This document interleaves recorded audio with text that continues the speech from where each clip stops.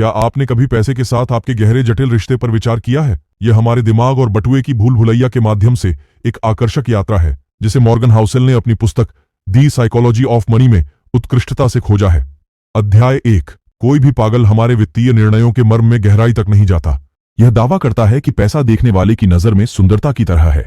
हमारे वित्तीय विकल्प, चाहे वे कितने भी अतार्किक क्यों न हों, हमारे अनूठे जीवन के अनुभवों और विश्व दृष्टिकोण पर आधारित होते हैं। अध्याय 2 में भाग्य और जोखिम। हाउसेल हमारे वित्तीय जीवन में भाग्य और जोखिम की छिपी भूमिकाओं को उजागर करता है। उनका तर्क है कि धन के लिए अवसर और वित्तीय सफलता की भूमिका को समझना महत्वपूर्ण है। यह हमेशा केवल कड़ी मेहनत और बुद्धिमान विकल्पों का परिणाम नहीं होता है, कभी भी पर्याप्त नहीं होता है। तीसरा अध्याय हमेशा अधिक चाहने की मानवीय प्रवृत्ति की पड़ताल करता है। यह लालच के खतरों और संतोष के महत्व के बारे में एक सावधान करने वाली कहानी है। हाउसेल हमें याद दिलाता है कि यह जानना कि आपके पास कब पर्याप्त है, वित्तीय शांति की कुंजी हो सकती है।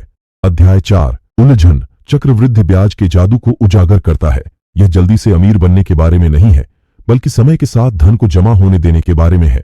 हाउसेल दृढ़तापूर्वक तर्क देते हैं कि धनवान बनने और धनवान बने रहने में वित्तीय सफलता के लिए धैर्य ही गुप्त घटक है। 5वां अध्याय गृहस्थी पैसा कमाने और उसे रखने के बीच अंतर करता है।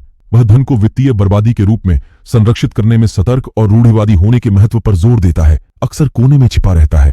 अध्याय 6 tail you win tail events दुर्लभ अप्रत्याशित घटनाओं के विचार पर चर्चा करता है, जो हमारे वित्त पर महत्वपूर्ण प्रभाव डाल सकते हैं।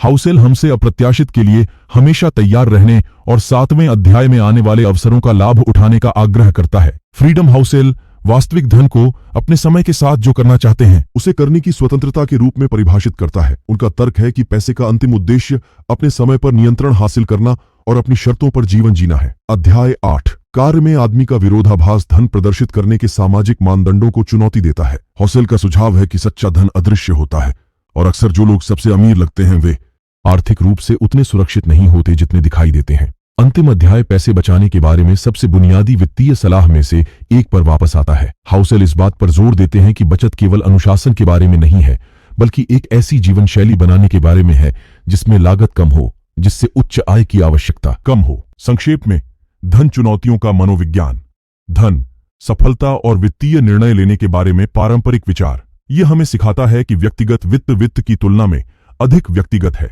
ये हमारे व्यवहार, भावनाओं और पूर्वाग्रहों को समझने और वे हमारे वित्तीय निर्णयों को कैसे प्रभावित करते हैं इसके बारे में है। तो अगली बार जब आप कोई वित्तीय निर्णय लें तो याद रखें, ये सिर्फ संख्याओं के बारे में नहीं है, यह आपके बारे में है। ये वीडियो आपको अच्छा लगा तो चैनल को सब्सक्राइब कीजिए और वीडियो को लाइक कीजिए। धन्यवाद।